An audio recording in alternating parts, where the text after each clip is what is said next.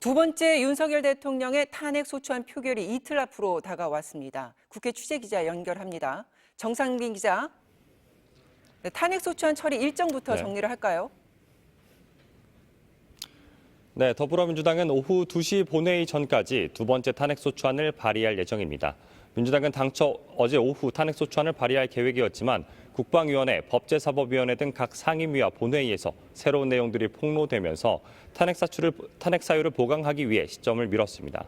다만 오늘 중 탄핵소추안이 발의되면 오는 토요일 오후 5시에 표결에 붙이는 일정에는 문제가 없을 것으로 보입니다. 더불어민주당과 조국혁신당 등 범야권 의석수는 192석이어서 대통령 탄핵안 가결에 필요한 200표에는 8표가 모자른데요. 국민의힘 안철수, 김혜지, 김상욱 의원에 이어 조경태, 김재섭 의원이 탄핵 찬성 입장을 공개하면서 탄핵소추안 가결까지는 3표가 남은 셈이 됐습니다. 국민의힘은 윤석열 대통령이 내년 2, 3월 하야하는 조기 퇴진 방안을 추진했지만 윤 대통령이 사실상 거부 의사를 밝혔습니다. 이에 따라 질서 있는 퇴진을 주장하던 한동훈 대표도 2차 탄핵소추안 표결에는 참석해야 한다는 뜻을 주변에 밝히는 등 여당 내 기류가 급변하고 있습니다. 토요일 본회의를 지켜봐야겠지만 현재로선 지난 토요일 1차 표결과 달리 정족수를 넘겨 개표가 이뤄질 가능성이 높아 보입니다. 네, 대통령 탄핵 소추안과는 별개로 야권은 윤 대통령을 겨눈 내란 특검법 그리고 또 네 번째 김 여사 특검법도 추진을 하고 있는데요. 이건 일정이 어떻게 됩니까?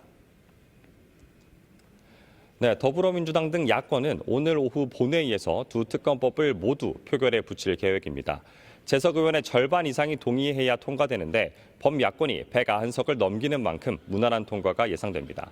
다만 여당에게 전국 안정 방안을 일임한다고 밝히면서 사실상 이선 후퇴한 윤석열 대통령이 특검법에 대해 다시 거부권을 행사할 수 있고 특검 임명 권한도 대통령이 갖고 있어서 실제 특검 출범까지는 변수가 많습니다.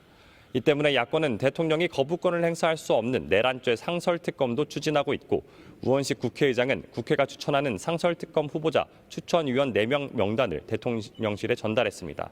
특검 후보 추천위가 특검 후보자 2명을 추천하면 대통령은 이 가운데 1명을 특별검사로 임명해야 하는데 역시 윤 대통령이 특별검사를 임명하지 않을 가능성도 배제할 수 없습니다. 국회는 오늘 본회의에서 박성재 법무부 장관과 조지호 경찰청장에 대한 탄핵소추안도 표결에 붙일 계획입니다. 대통령이 아닌 공직자는 과반 의원의 찬성으로 탄핵소추되기 때문에 야권만으로 탄핵소추가 가능한 상황입니다. 지금까지 국회에서 전해드렸습니다.